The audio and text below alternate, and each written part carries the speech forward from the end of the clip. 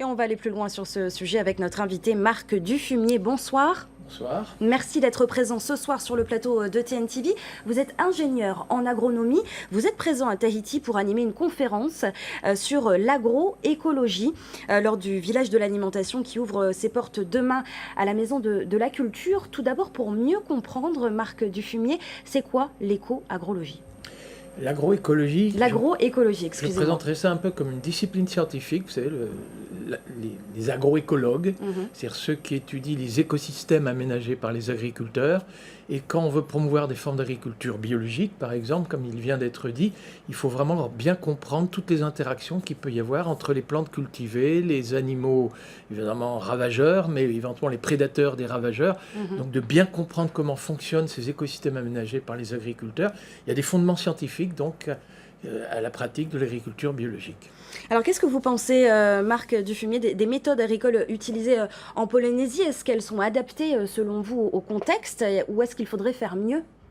Alors, il faut toujours faire mieux, hein, bien sûr, mais effectivement, avec de plus la crise et la guerre en Ukraine, et le fait qu'il y a un certain nombre d'aliments, les pâtes, les pains, etc., le prix va s'accroître. L'aliment du bétail aussi, pour les cochons, pour les poules pondeuses, ça va s'accroître dans des proportions considérables.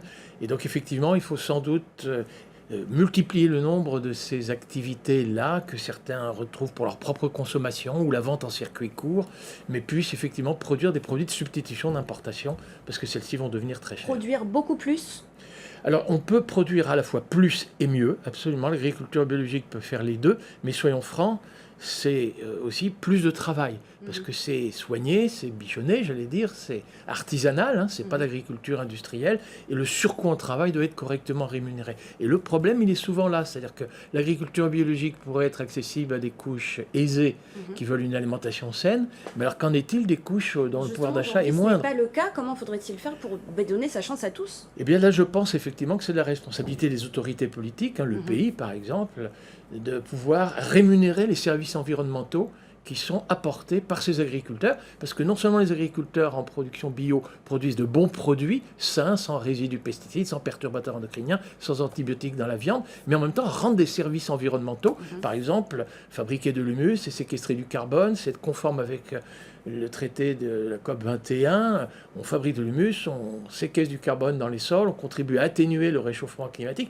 Puis ces formes d'agriculture biologique diversifiées, elles sont aussi plus résilientes et plus adaptées à la fréquence accrue et l'intensité accrue des accidents climatiques extrêmes. Donc tout ça, mais c'est du travail supplémentaire, il doit être correctement rémunéré. Vous les avez rencontrés, les agriculteurs polynésiens, de Polynésie. Quels ont été les retours, les préoccupations, les inquiétudes? Écoutez, là je sors d'une réunion, effectivement, où il y avait plusieurs producteurs, les uns bio, les autres non, et j'ai trouvé plutôt l'ambiance très très positive, dans le sens, oui, il faut construire, il faut aider à ce que l'immense majorité de la population puisse avoir une alimentation saine, avec des agriculteurs correctement rémunérés. Vous allez donc animer une conférence à la Maison de la Culture lors du village de l'alimentation. Elle aura lieu donc vendredi, je le précise, à 18 h. Qu'est-ce que le public va pouvoir apprendre ce soir-là? Alors ce soir-là, j'ai envie de présenter justement un petit peu les fondements scientifiques de cette agriculture biologique qui a souvent été un peu présentée comme, vous savez, c'est un retour en arrière, c'est du passé, c'est la lampe à huile.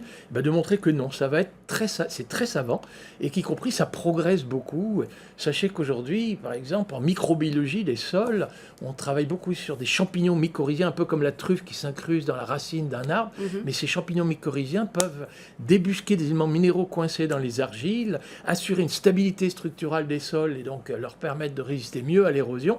Donc il y a les pratiques paysannes, y compris parfois portées par des traditions culinaires et culturelles, mais aussi des fondements scientifiques qui plaident pour changer tout ça. Oui. Merci beaucoup, Marc Dufumier, d'avoir été notre invité ce soir. Je précise donc que vous donnerez une conférence à la Maison de la Culture à 18 h vendredi. Merci.